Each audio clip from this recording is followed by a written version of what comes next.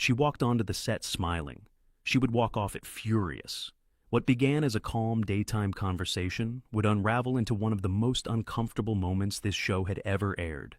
No shouting, no insults. Just one question Meghan Markle wasn't prepared to answer, and one host who refused to back down. The studio lights were warm, almost forgiving. Soft gold tones reflected off the glass table, and the mugs sat neatly arranged as if nothing unusual was about to happen. The audience, used to light banter and carefully guided conversations, settled into their seats with the expectation of something familiar, safe, predictable. Meghan Markle sat upright, hands folded lightly in front of her, posture practiced, expression calm but alert. She wore the kind of composed smile that looked effortless on camera but required constant control. Across from her, Whoopi Goldberg leaned slightly back in her chair, glasses low on her nose, listening more than speaking. That alone was unusual. The segment opened smoothly. They talked about public life, about scrutiny, about the pressure of being constantly discussed by people who had never met you. Meghan spoke in complete sentences, carefully chosen words, her voice even and measured. "I think what people don't realize," she said, "is how exhausting it can be to live under a microscope where every intention is misread." Whoopi nodded slowly, not in agreement, just acknowledgement. "That's fair," she said. "Being watched all the time will do that to anyone." The exchange felt civil, almost warm. Meghan relaxed slightly. Her shoulders dropped a fraction. This was going well. This was familiar territory. But Whoopi didn't jump in reminded jokes. She didn't soften the moment with humor. She let the silence sit just long enough to matter. "You've spoken a lot," Whoopi continued, "about feeling misunderstood." "Yes," Meghan replied quickly, "constantly." "And you've also said," Whoopi added, "that criticism itself has become a form of harm." Meghan hesitated, just a beat too long. "I think when criticism ignores context," she said, "it becomes something else." Whoopi leaned forward now, not aggressively, intentionally. "Here's where people get confused," she said calmly. "Because disagreement isn't the same thing as cruelty." The room shifted. Meghan smiled, but it didn't reach her eyes this time. "I agree," she said, "but that line gets crossed very easily." "Does it?" Whoopi asked. "Or does it get uncomfortable?" A ripple moved through the audience. Nothing explosive had been said, but something had changed. Meghan adjusted her hands, fingers interlacing tighter than before. "I don't think discomfort should be the price of telling your truth," she replied. Whoopi didn't interrupt. She didn't rush. "No," she said, "but sometimes discomfort is the result of hearing a truth you don't like." Meghan's jaw tightened almost imperceptibly. "I think that depends on who's speaking," she said, "and who's being listened to." Whoopi nodded once. "That's exactly what I want to talk about." The camera cut to a wider angle, the mugs, the table, the calm set that suddenly felt too quiet. Meghan glanced briefly toward the audience, then back to Whoopi. Her voice remained polite, but the edge had arrived. "I'm very aware," she said, "that certain people feel entitled to judge experiences they've never lived." Whoopi didn't flinch. "And I'm very aware," she replied evenly, "that sometimes power wears the costume of pain." The silence that followed wasn't scripted. Meghan blinked. "I'm not sure what you're implying," she said. Whoopi met her gaze directly. "I'm asking," she said, "whether accountability feels like an attack when you're not used to being questioned." A murmur moved through the studio. Meghan's smile disappeared completely now. "I've answered questions for years," she said. "I don't avoid them." Whoopi raised an eyebrow, not challengingly, curiously. "Then let's keep going." The producer signaled to move forward. The segment wasn't over yet, but something had already cracked. And Meghan knew it. The applause cue never came. It wasn't planned that way, but no one in the studio felt comfortable clapping. The air had thickened, heavy with words that hadn't been said yet, but were already understood. Meghan shifted in her chair, crossing one leg over the other with more force than necessary. She leaned forward slightly now, signaling engagement, but also defiance. "I think what's happening here," she said, voice still smooth, "is that people expect a certain kind of response from me. And when I don't deliver that, when I don't perform pain the way they want, it becomes suspicious." Whoopi didn't look at her notes. She didn't glance at the producers. She kept her eyes on Meghan. Or, she said quietly, it becomes inconvenient. Meghan inhaled sharply through her nose. I've spent years being told how I should speak, she replied. How I should feel. How grateful I should be for things that came at a cost most people don't see. True, Whoopi said, but you also gain something most people don't get. Meghan's lips pressed together. And that means what? She asked. That it complicates the story, Whoopi answered. And say what you want about people, but they don't like stories that ask for sympathy while standing on a stage. There it was. Meghan straightened her back. I didn't ask for sympathy, she said firmly. I asked for understanding. Whoopi tilted her head. Understanding usually comes after honesty, she replied. Meghan let out a short, humorless laugh. Are you suggesting I haven't been honest? I'm suggesting, Whoopi said, that honesty doesn't mean control over the narrative. The audience shifted again. Someone coughed. A mug clinked softly as a hand trembled against the table. Meghan's tone sharpened. With respect, she said, people have told my story for me since the beginning. I simply took it back. And when people questioned it, Whoopi asked. They attacked it, Meghan shot back. Or they questioned you, Whoopi said calmly. Which isn't the same thing. Meghan leaned forward now too, mirroring Whoopi without realizing it. It's easy, she said, to say that when you're not the one being dissected daily. Whoopi didn't raise her voice. That was what made it unsettling. I've been dissected, she said, just not protected by silence. The sentence landed hard. Meghan's eyes flickered, just for a second. So, now this is about privilege? She asked, her voice tighter. Because last I checked, no one here knows what it's like to be inside my experience. Whoopi nodded slowly. And last I checked, she replied, experience doesn't exempt anyone from scrutiny. The producer's voice whispered urgently in the host's ear, but Whoopi didn't break eye contact. Meghan exhaled, visibly annoyed. I came here, she said, to say my truth, not to defend myself against insinuations. And yet, Whoopi said, you're defending something. Meghan's hands moved now, small gestures, controlled but sharp. I won't apologize for protecting my family, she said, for setting boundaries. Boundaries are healthy, Whoopi agreed, but they don't come with immunity. The word immunity hung in the air like smoke. Meghan shook her head. This is exactly the problem, she said. People want access. When they don't get it, they call it manipulation. Whoopi's voice remained steady. No, she said. They call it contradiction. Meghan's eyes hardened. Which contradiction? She demanded. Whoopi paused, not for drama, for precision. You say privacy matters, she said, but your story is everywhere. Meghan opened her mouth to respond, but Whoopi continued. You say you want peace, she added, but conflict follows you into every room. A low murmur rippled through the studio. This was no longer a conversation, it was a dissection. Meghan's composure cracked, not fully, but enough. So, what is it you want from me? She asked. Silence, reminder of my place? Whoopi's reply came without hesitation. I want consistency, she said, and I want honesty that doesn't need applause. Meghan stared at her. The silence stretched. I don't think this is fair, Meghan said finally. Whoopi nodded. Fair, she replied, is rarely comfortable. Meghan's jaw tightened. And neither, she said, is being judged by someone who doesn't live your reality. Whoopi's expression softened, but her words didn't. I don't need to live your reality, she said, to see when someone is fighting the mirror instead of the world. That was the moment. Meghan leaned back in her chair, her arms crossed, fully now, closed. The warmth was gone, the segment was still live, and the break was minutes away. But Meghan Markle was already deciding whether she'd stay until it arrived. The brake light stayed off. No commercials, no relief, just cameras, silence, and two women who had stopped pretending this was an interview.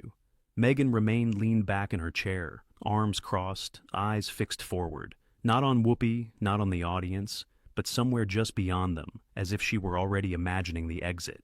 Whoopi noticed. You okay? Visible concern asked gently. Meghan turned her head slowly. I'm fine, she said. I'm just trying to understand why this feels less like a conversation and more like an interrogation. Whoopi didn't smile. Because questions get uncomfortable when they stop being predictable, she replied. Meghan's eyes flashed. So, that's what this is? She asked. Unpredictability for ratings? A few people in the front row inhaled sharply. Whoopi leaned forward, resting her elbows lightly on the table. No, she said. This is what happens when someone who's been listened to for years finally hears something they don't control. Meghan let out a breath that was almost a scoff. You're framing me as someone who can't handle dissent, she said. That's not fair, and it's certainly not accurate. Then handle it, Whoopi said. The challenge was calm, direct, unavoidable. Meghan sat upright again. I have handled it, she said, relentlessly, gracefully, while being attacked from every angle. Whoopi raised an eyebrow. And yet, she replied, every disagreement becomes an attack in your version of events. Meghan's fingers curled slightly against her forearm. Ti Xing. This is the moment where restraint becomes effort. You don't know what it's like, Meghan said, voice lowering, to be misrepresented constantly, to be reduced. Whoopi nodded once. I do, she said. I just didn't build a brand around it. The words landed like a dropped glass. Somewhere behind the cameras, a producer mouth cut, but the director shook his head. Meghan stared at Whoopi. A brand? She repeated. You think this is a brand? I think, Whoopi said evenly, that pain becomes currency when it's packaged. Meghan's composure fractured, not dramatically, but unmistakably. That's a cruel thing to say, she replied, especially from another woman. Whoopi didn't flinch. Cruelty isn't asking hard questions, she said. Cruelty is letting power go unchecked because we're afraid of being called insensitive. Meghan laughed, short, sharp, defensive. So now I'm powerful, she said. That's interesting. Whoopi gestured toward the cameras, the set, the global reach. You walked into this room with influence most people will never have, she said. That is power, reminded or not. Meghan shook her head slowly. This is exactly why people don't speak up, she said, because the moment they do, they're punished for it. Whoopi's voice softened, but only slightly. No, she said. They're challenged, and that's not punishment.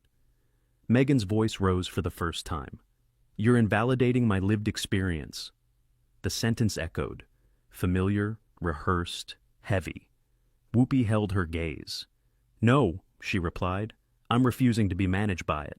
Silence, not the awkward kind, the kind that presses against your ears, visible. Meghan's breathing changed, faster now, shallower.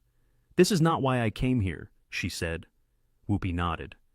I know, she said. You came here to be understood, but understanding doesn't mean agreement. Meghan stood halfway, then stopped, sat back down, stood again. The chair scraped softly against the floor. Cameras zoomed in. This is hostile, Meghan said, now fully standing, and I won't participate in something that feels deliberately undermining. Whoopi remained seated. Then say that, she said. Don't dress it up as principle. Meghan's eyes narrowed. I don't owe you anything, she said. Whoopi's response was immediate. And that, she said, is the first honest sentence you've said all morning. The studio froze. Meghan stared at her, stunned. For a moment, it looked like she might say something else, something explosive. Instead, she exhaled sharply. I think we're done here, she said. Whoopi nodded once. That's your choice, she replied. Just don't confuse leaving with winning. Meghan turned toward the exit. The audience didn't clap, not because they were told not to, because no one knew what reaction was safe anymore. As Meghan took her first step away from the table, Whoopi spoke again, quietly, almost sadly. Control feels like strength, she said, until the moment you lose it. Meghan stopped. She didn't turn around. The camera held on her back. The studio lights burned, and everyone understood. The next move wouldn't be words. Meghan stood still for 3 seconds. Not because she was reconsidering, because she was calculating. The studio lights hummed softly above her. The table behind her was silent. No voices, no interruptions, no rescue, just space. Then she reached for the microphone clipped to her dress. Her fingers hesitated for half a second, long enough for the cameras to catch it. She unclipped it. The small click echoed louder than any argument that had come before. She placed the mic carefully on the glass table. Not tossed, not slammed, placed. That choice mattered. "I won't continue in an environment that thrives on misrepresentation," Meghan said, her back still turned to Whoopi. "I came here to share truth, not to be dissected." The sentence sounded rehearsed, but her breathing didn't. Whoopi didn't stand, didn't interrupt, didn't chase the moment. She simply watched. Meghan picked up her notes, thin, almost symbolic, and took one step toward the exit, then another. The audience remained frozen, not silent out of obedience, silent out of uncertainty. Was this the moment to clap, to boo, to do nothing? No cue came. Meghan reached the edge of the set. Just before disappearing behind the curtain, she stopped again. This time, she turned. She looked directly at Whoopi. "For what it's worth," she said, voice steady but eyes sharp, "I expected better from you." The words were meant to land heavy. They didn't. Whoopi lifted her chin slightly. "For what it's worth," she replied calmly, "I expected honesty. We both leave disappointed." That was it. No sting, no flourish. Just truth spoken without urgency. Meghan blinked. Once. Then she turned and walked off. The curtain closed behind her, and the studio exhaled for the first time in minutes. The director waited, 2 beats, then 3, before switching cameras. Whoopi remained seated, hands folded in front of her.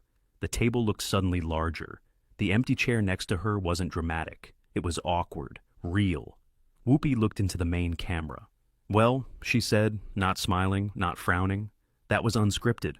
A ripple of restrained laughter moved through the audience. Not relief, not approval. Recognition. "This isn't about sides," Whoopi continued. "It's about conversation, and sometimes conversation ends before we're ready." She paused. "And sometimes," she added, "people leave when the mirror stays in place." No applause followed, because clapping would have cheapened it. The camera slowly zoomed out. The segment ended without music. No graphics, no transition, just a cut to black. Aftermath. Within 10 minutes, the clip was everywhere. Not the argument, not the accusations, the silence. The unbroken shot of Meghan removing the mic. The stillness of Whoopi as she didn't chase her. The lack of applause. Comment sections split instantly. Some called it disrespect. Others called it overdue. But nearly everyone agreed on one thing. This didn't look staged. Body language analysts replayed the moment. You could see Meghan's jaw tighten. Producers dissected Whoopi's refusal to escalate. Viewers froze the frame where Meghan paused at the curtain. That pause became the thumbnail. That pause became the headline. Not "Meghan Markle walks off set," but "Why did she stop?" By the next morning, the clip had passed 10 million views. Not because someone yelled, because no one did. And in a media world addicted to noise, restraint became the loudest sound of all. Later that night, Whoopi was asked about it backstage. She shrugged. "She didn't lose control," she said. "She protected it. I just didn't step out of the way." That line never aired, but it leaked, and it stuck. Because sometimes the most powerful exit isn't storming out. It's realizing the room didn't need you to leave to keep standing. If moments like this make you pause, if silence speaks louder than shouting, then you're reminded why these conversations matter. Subscribe for stories that don't flinch. Like the video if you felt the tension. And stay with us, because the next moment everyone argues about might already be unfolding.